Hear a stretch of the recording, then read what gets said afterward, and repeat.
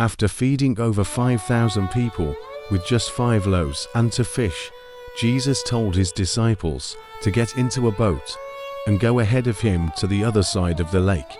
He went up on a mountain by himself to pray. As night fell, the disciples were far from land, and the wind began to rise. The boat was now in the middle of the lake, battered by strong waves. The wind howled. The disciples struggled to row, exhausted and afraid. This wasn't just a storm. It was a test.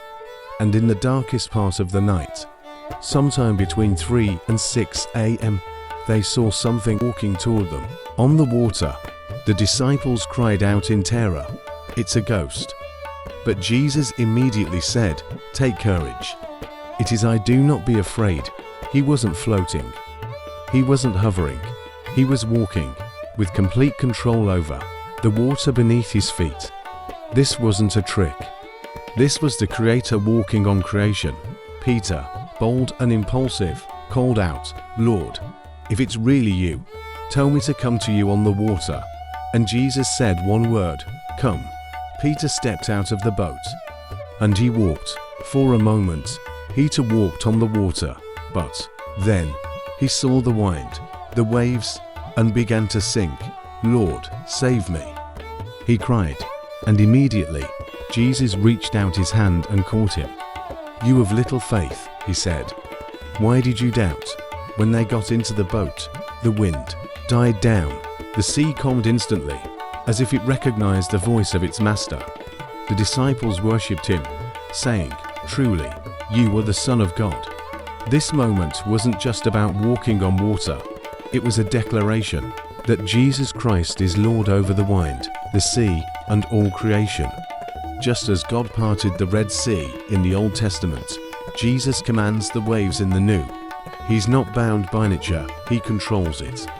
He is the Creator, and every element obeys him. Sometimes, the storms in our lives make us doubt. But Jesus still walks into our chaos. He still reaches out when we sink. He still commands the winds to be still.